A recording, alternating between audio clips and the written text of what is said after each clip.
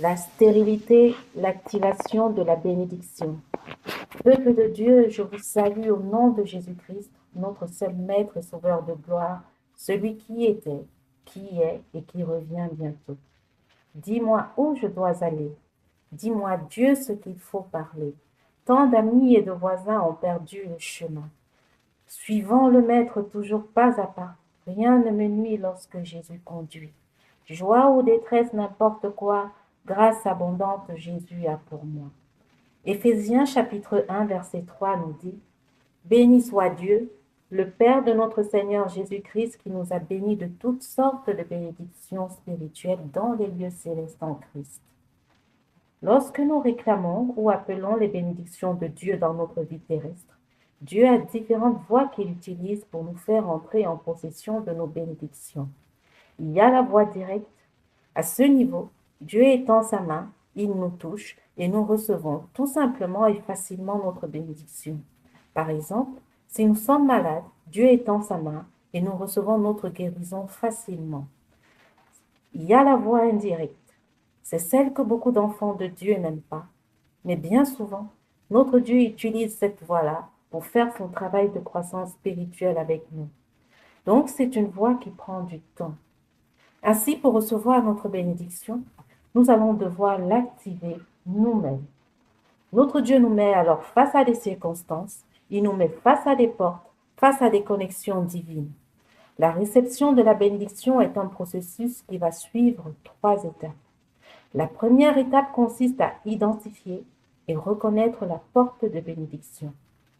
La deuxième étape consiste à saisir la porte de bénédiction. La troisième étape consiste à activer la bénédiction. Beaucoup d'enfants de Dieu ne parviennent pas à recevoir leur bénédiction, soit parce qu'ils n'ont pas pu identifier la porte, soit parce qu'ils sont parvenus à identifier la porte, mais ils n'ont pas su la saisir, soit parce qu'ils n'ont pas su ou pu activer la bénédiction. Dans Genèse chapitre 17, du verset 15 au verset 19, Dieu fit cette promesse à Abraham de le bénir d'un fils qui s'appellera Isaac. Dieu dit à Abraham: Tu ne donneras plus à Sarai ta femme le nom de Sarai, mais son nom sera Sarah.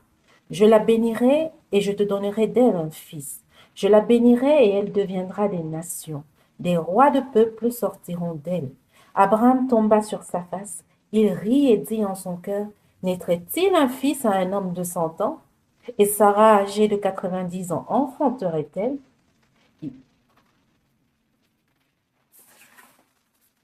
Et Abraham dit à Dieu: Oh, qu'Ismaël vive devant ta face.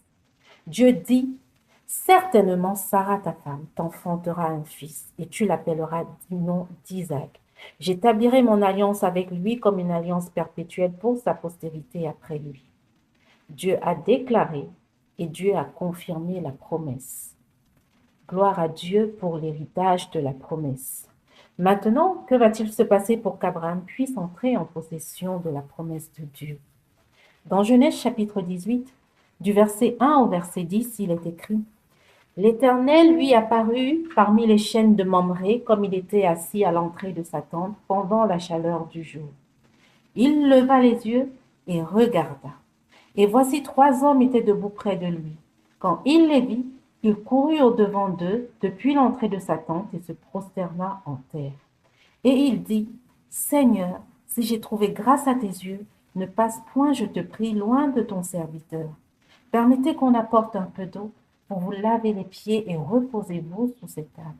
J'irai prendre un morceau de pain pour fortifier votre cœur, après quoi vous continuerez votre route, car c'est pour cela que vous passez près de votre serviteur. Abraham alla promptement dans sa tente vers Sarah et il dit: Vite, 3 mesures de fleur de farine, pétris et fais des gâteaux. Et Abraham courut à son troupeau, pria un veau tendre et bon, et le donna à un serviteur qui se hâta de l'apprêter. Il prit encore de la crème et du lait qu'on avait apprêté, avec le veau qu'on avait apprêté, et il les mit devant eux. Il se tint lui-même à leur côté, sous l'arbre, et ils mangèrent. Alors ils lui dirent: Où est Sarah, ta femme? Il répondit: Elle est là, dans la tente. L'un d'entre eux dit: Je reviendrai vers toi à cette même époque, et voici Sarah, ta femme, aura un fils. Sarah écoutait à l'entrée de la tente qui était derrière lui. Alléluia, peuple de Dieu. Le verset 2 nous dit, il leva les yeux et regarda. Abraham leva les yeux et regarda.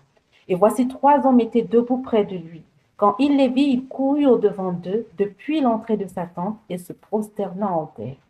Abraham a levé les yeux et il a regardé ce qui arrivait devant lui. Levons-nous souvent les yeux pour bien regarder?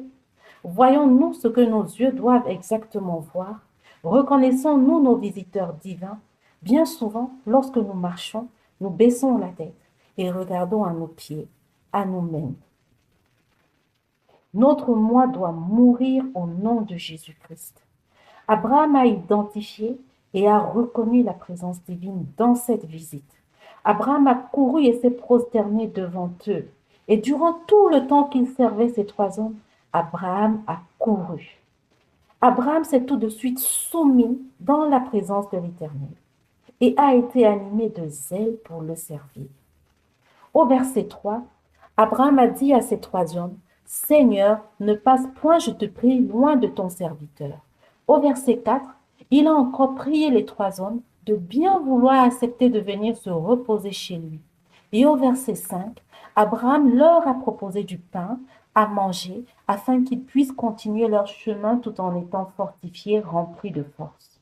À ce niveau, on dira tout simplement qu'Abraham leur a offert l'hospitalité. La parole de Dieu nous dit dans 1 Pierre chapitre 4, verset 9, « Exercez l'hospitalité les uns avec les autres sans murmure. » La parole de Dieu nous dit également dans Hébreux chapitre 13, verset 2, « N'oubliez pas l'hospitalité, car en l'exerçant, quelques-uns ont logé des anges sans le savoir. » Voyez-vous, peuple de Dieu, c'est à cette deuxième parole qu'Abraham s'était soumis. Abraham savait que tout visiteur pouvait être un envoyé de Dieu. Il l'a identifié, il l'a reconnu et il s'est mis au service de ses serviteurs, de ses visiteurs. Dans l'hospitalité, il y a l'amour. Dans l'hospitalité, il y a la bienveillance. Dans l'hospitalité, il y a la paix. Dans l'hospitalité, il y a la patience. Dans l'hospitalité, il y a la douceur. Dans l'hospitalité, il y a la bénignité. Dans l'hospitalité, il y a le caractère de Dieu. Peuple de Dieu, pour saisir la porte de notre bénédiction, il va nous falloir manifester le caractère de Dieu. Nous sommes souvent soumis à des circonstances qui font appel à un ou plusieurs éléments du caractère de Dieu. C'est la raison pour laquelle nous devons aussi de nous-mêmes demander à Dieu de nous aider à croître spirituellement, de telle sorte que l'épreuve viendra et nous ne serons pas surpris, nous serons prêts, nous serons à l'aise pour la réussir.